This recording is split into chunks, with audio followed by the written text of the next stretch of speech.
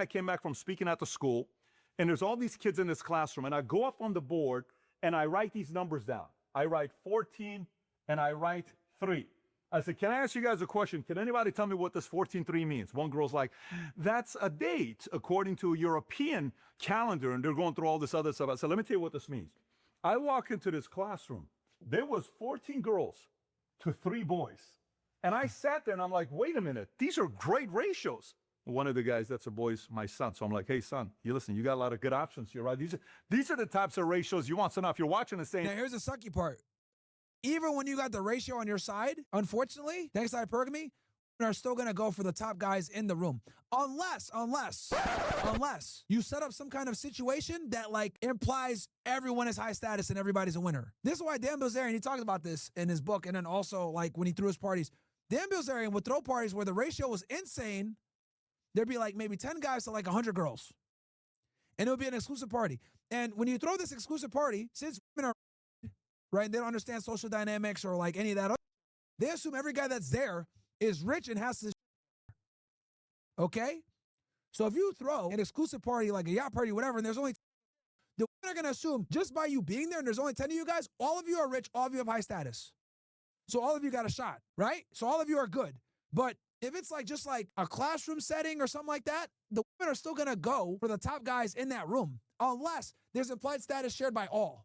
And how do I put myself in a position to have more options? So when they say 80% of it's attractiveness, all this other stuff, look at some of the most beautiful women in the world. Are they all married to attractive men? Not necessarily. So what did these men have that these girls dated and chose to go with them?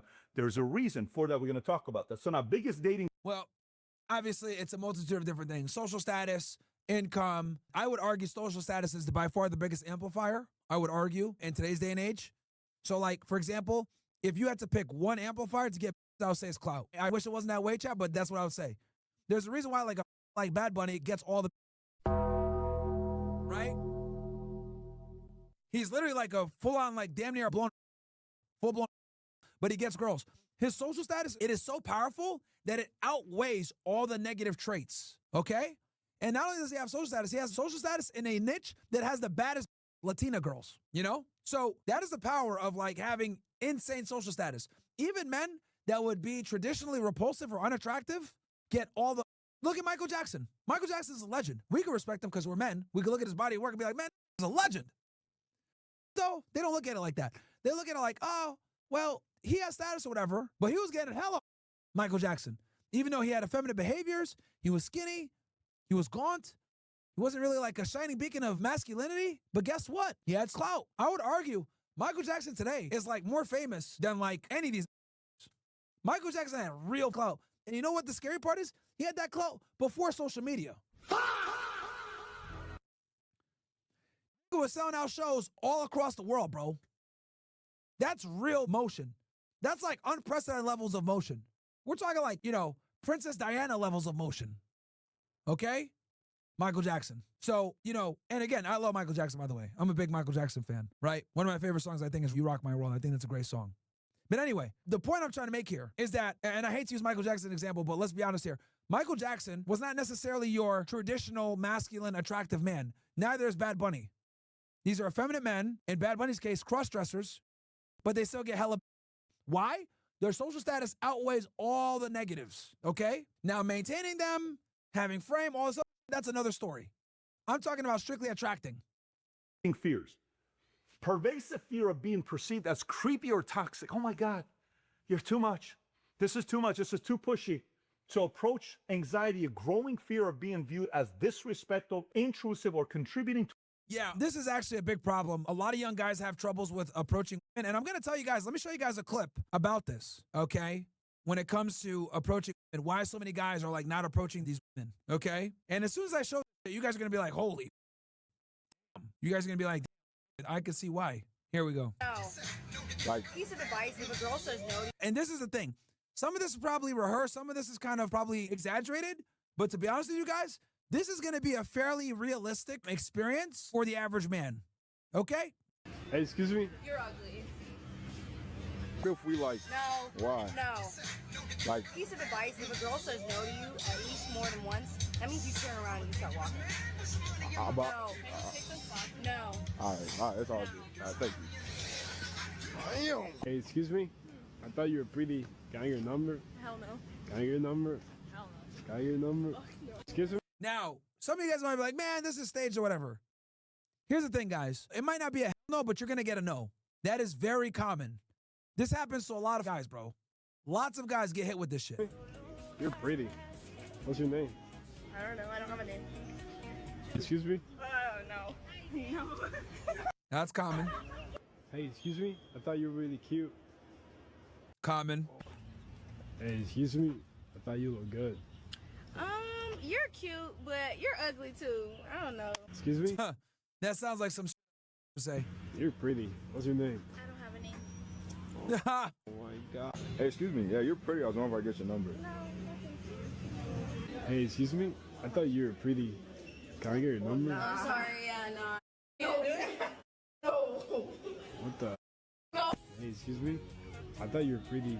Can I get your number? Hey, And Patrick, this is why men don't approach women, bro. That's why. Cooked. Cooked. And here's the thing, like I said before, some of that shit was probably staged, some of it was exaggerated. But this is honestly a very realistic cold approach date for a guy. For an average guy, you're gonna get responses like that, bro. 5'7", regular guy, not in like some crazy shape, not dressed to the nines, not rich. You're gonna get responses like that, bro.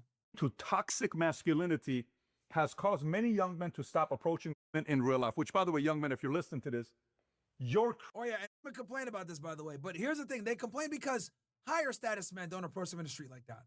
Let's be clear: they don't want you regular niggas approaching them. Don't get it twisted. They still don't want you regular niggas approaching them. creating this imagination. This doesn't exist. By the way, this has been around for a long time.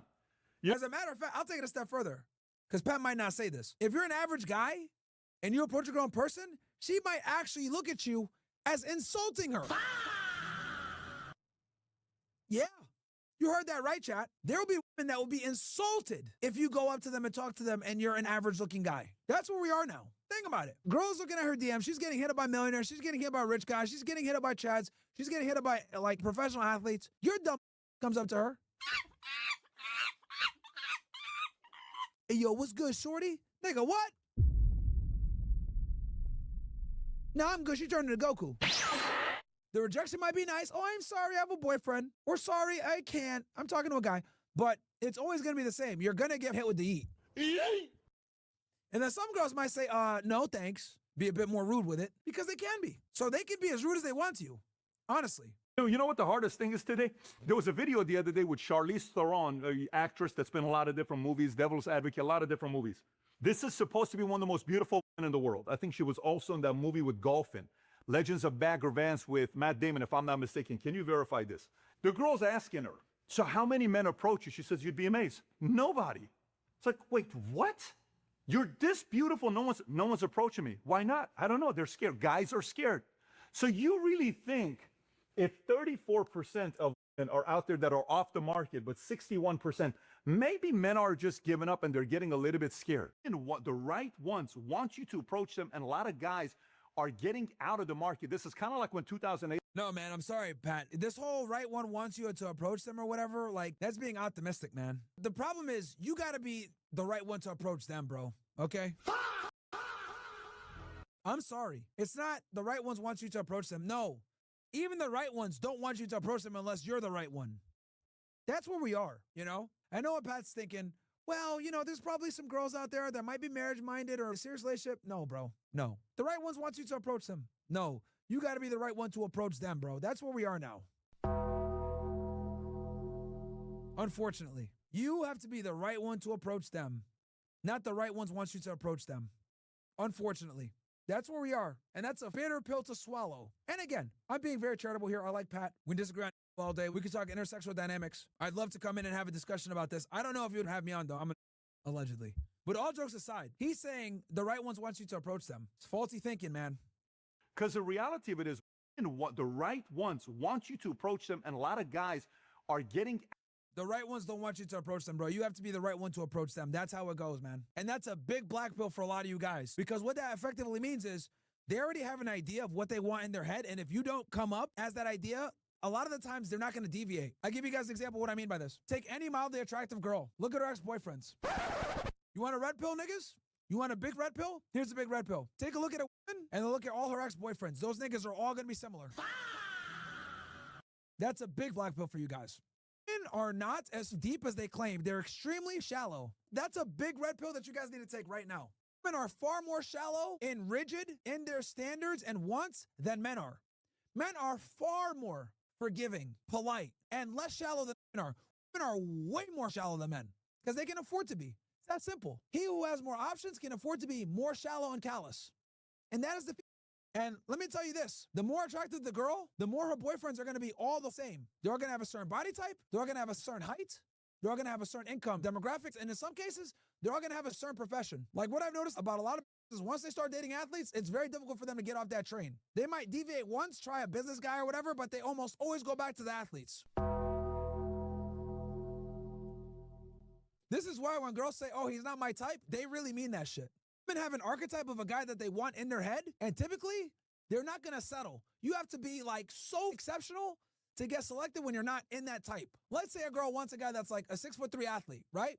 Some that goes to college. I want 6'3" basketball players, right? That's what she likes. For you to come in as like a 6 foot or a 5'10" white dude, you're gonna have money, you're gonna have status, you're gonna have game, you're gonna have to be well dressed. That's what you're gonna have to do to compensate for the fact that you're not a tall basketball player at her type. You have to overcompensate to another level. More red pill bombs for you niggas, bro.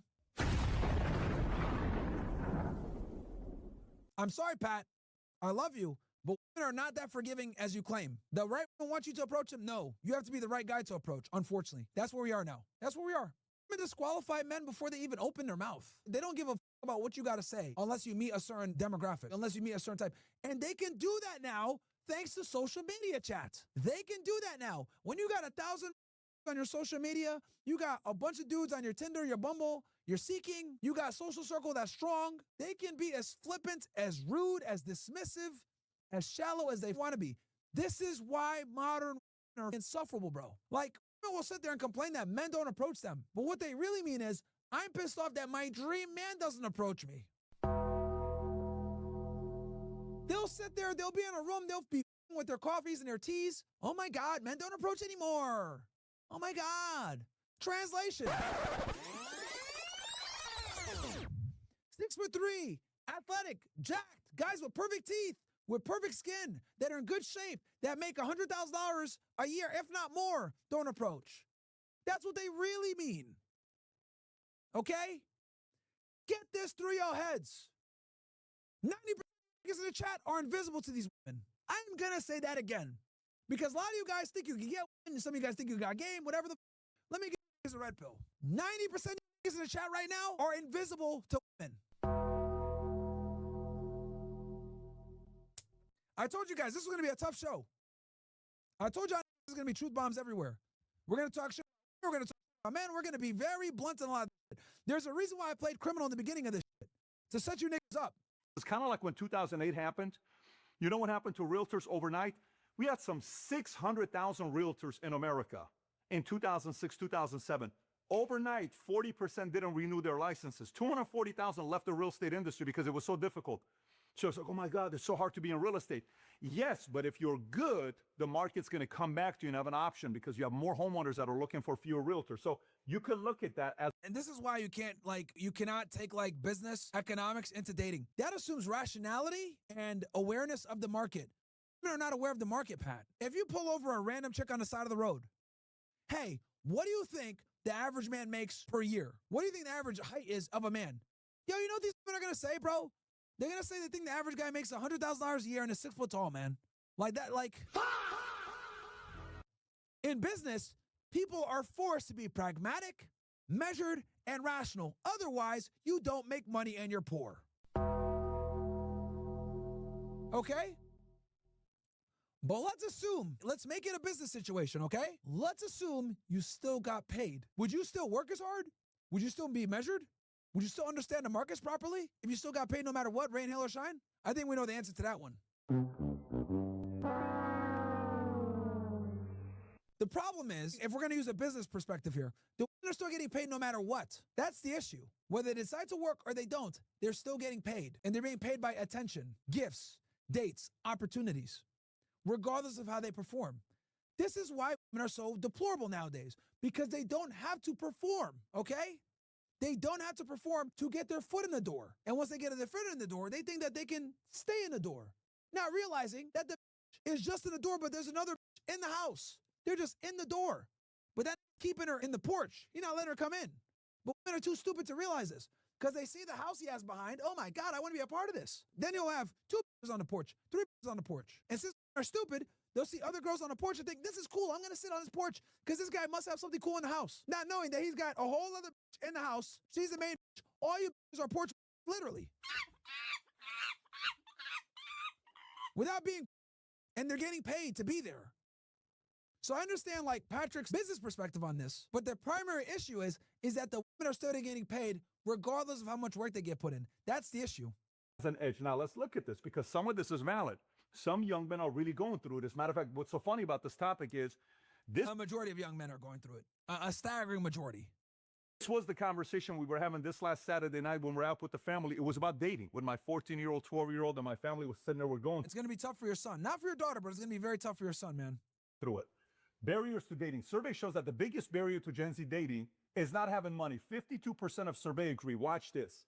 Not enough time because of career education priorities. So I'm so busy. I'm just trying to get my career going. I'm going to school. I don't have the time. How much you want to bet? A bunch of that is women also that think that. How much you guys want to bet? A bunch of it is also women that think that. Today, great. Men agree. Women agree. Blue is men. Don't want to commit long. Look at that. Almost equal, chat. Not a time because career and education and priorities. Look at that. Almost equal. Women are right there with the men. What does this prove? It means the trickery of feminism is won, bro. That's what it means. These women are so that they will sit there and spend their best years. I don't have enough time because of career and education priorities.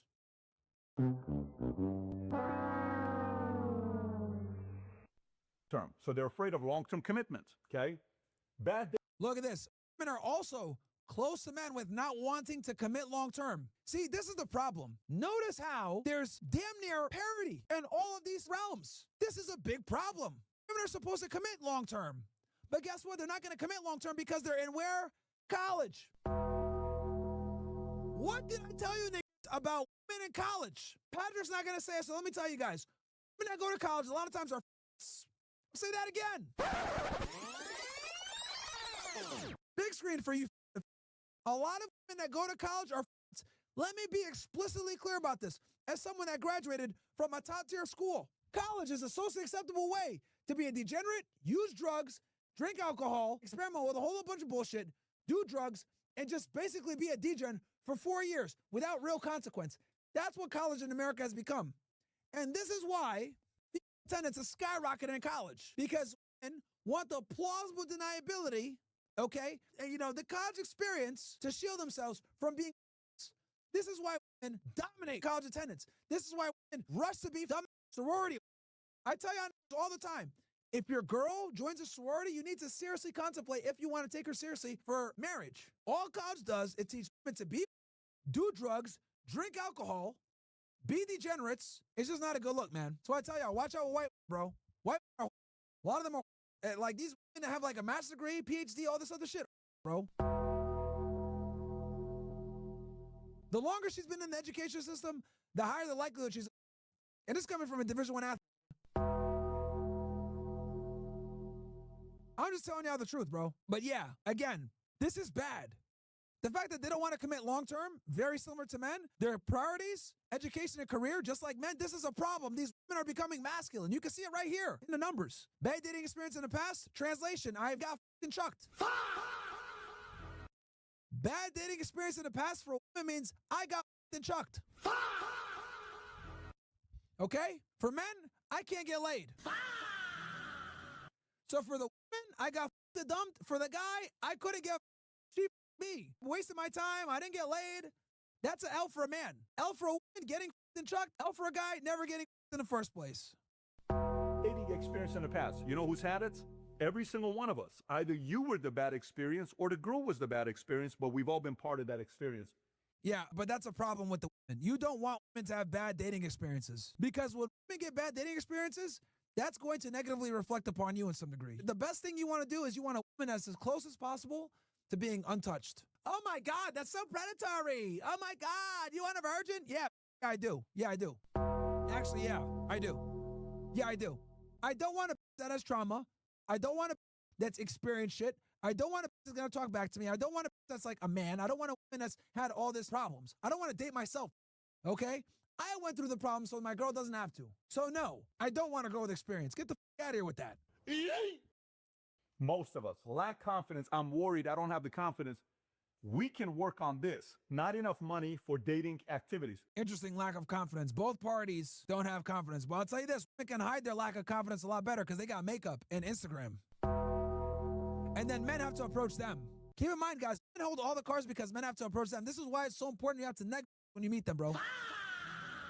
Yo, one of the most important things you guys got to understand is you got to clown women immediately, bro. You got to clown them immediately. Mystery used to call it like destroying their shield, okay? It is better to get with a girl, talk to her, be an asshole and get rejected than be in a friend zone with a that thinks you're safe. It is that important to knock them off their pedestal. And in today's day and age with the way women are, bro, as soon as you get like an indicator of interest, you got to make fun of them, bro. You have to knock women off their pedestal immediately, okay? You got to put these that makeup, they have filters, they have 1,000 niggas DMs, they got dudes telling them that they're pretty every single day. Bro, you gotta tell them they're you gotta tell them they're not that attractive. You gotta make fun of them about something, bro.